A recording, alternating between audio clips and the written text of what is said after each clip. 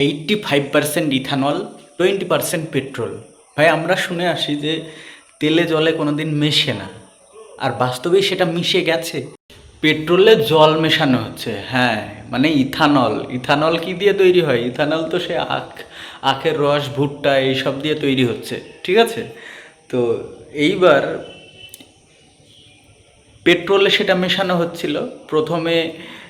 E5, E10, E30 এইসবভাবে আস্তে আস্তে আস্তে মেশাতে মেশাতে সেটা পরিমাণ E85 দাঁড়িয়ে গেছে, ঠিক আছে? 15% পেট্রোল, মানে তেলে জল মেশানো হচ্ছিল, ঠিক আছে?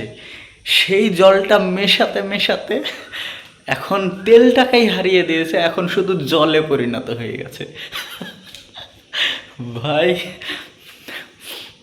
খাবে কত? খাও, জল খাও, মানে তোমরা তো খাবে না, তোমার টু হুইলার, ফোর হুইলার এতেই খাবে, বুঝতে পারলে?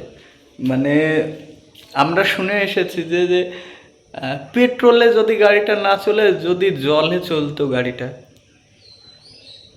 তাহলে কতই না ভালো হতো। এখন ভাই সেটাই সত্যি হয়ে দাঁড়িয়েছে, ঠিক আছে? এখন জলেই গাড়ি চলছে, বুঝতে পারলে? কিন্তু বাস খাচ্ছে কারা? পাবলিকে বাস খাচ্ছে, বুঝতে পারলে? মানে পেট্রোল 100-র ওপর ছাড়িয়ে গেছে দাম। তো E30, E20 এইসব করে করে, মানে ইথানল মিশিয়ে মিশিয়ে দাম কত ছিল? তবুও সেই 100-র উপরে দাম, ঠিক আছে, পেট্রোলের।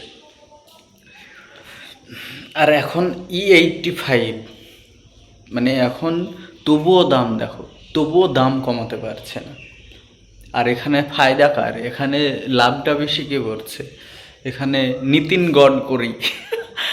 যাই হোক, নামও তো আমার ভালো মনে নেই, আমি নামটা সঠিক বললাম কি ভুল বললাম আমি জানি না। হুম দেশের আরও একটি বড় লোক তৈরি হতে চলেছে আমাদের। আম্বানি আদানি তো আছেই, তো আর এক আদানি তৈরি হচ্ছে আমাদের দেশে, নীতিন গডকরি। তো তাদেরই কোম্পানি ইথানল, ইথানল তৈরি করছে তারাই। তো এখানে ফায়দা কারা লুটছে?